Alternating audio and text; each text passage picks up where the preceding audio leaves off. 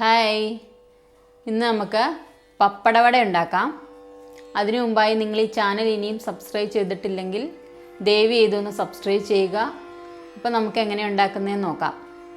ഞാനിവിടെ ഒരു പാത്രത്തിൽ 1/2 കപ്പ് അപ്പപ്പൊടി എടുത്തു വെച്ചിട്ടുണ്ട്. നമ്മൾ ഇടിയപ്പമൊക്കെ ഉണ്ടാക്കുന്ന പൊടിയാണ്.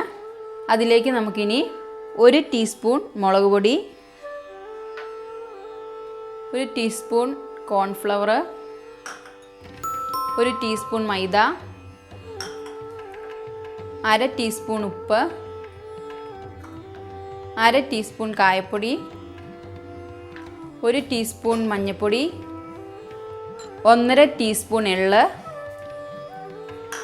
ഇതെല്ലാം കൂടി നമുക്കൊന്ന് മിക്സ് ചെയ്യാം.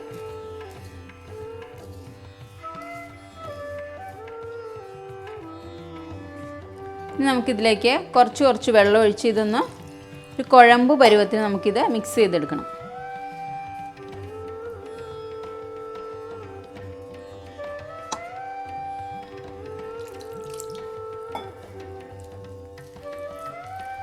വെള്ളം കൂടി പോവാണ്ട് ശ്രദ്ധിക്കണം.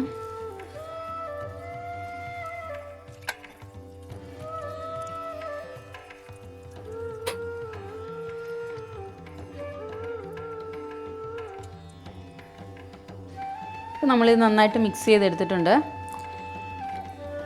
നമുക്കിത് മാറ്റി വയ്ക്കാം. ഞാൻ ഈ പപ്പടവട തയ്യാറാക്കാൻ വേണ്ടി സാധാരണ പപ്പടം തന്നെയാണ് എടുത്തിട്ടുള്ളത്.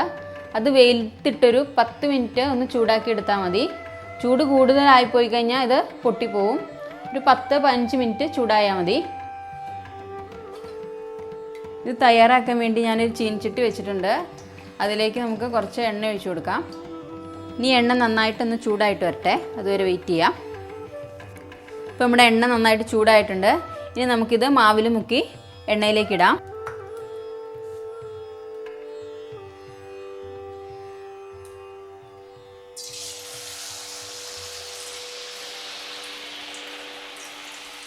തീ സിമ്മിലിട്ടാൽ മതി.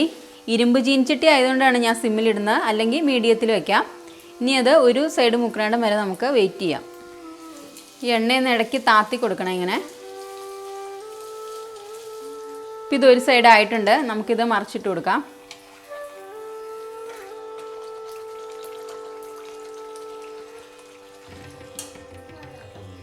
ഇപ്പം ഇത് മൂത്തിട്ടുണ്ട്, നമുക്ക് കോരിയെടുക്കാം.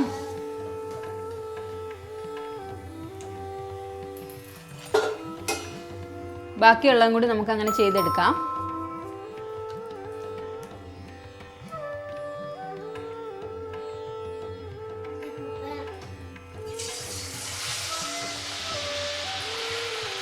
അപ്പോൾ നമ്മുടെ പപ്പടവട റെഡി ആയിട്ടുണ്ട്. എല്ലാവരും ട്രൈ ചെയ്ത് നോക്കുക, അഭിപ്രായം പറയുക, മറന്നു പോകാതെ സബ്സ്ക്രൈബ് ചെയ്യുക. അപ്പോൾ നമുക്കിനി മറ്റൊരു വീഡിയോയിൽ കാണാം. ബൈ.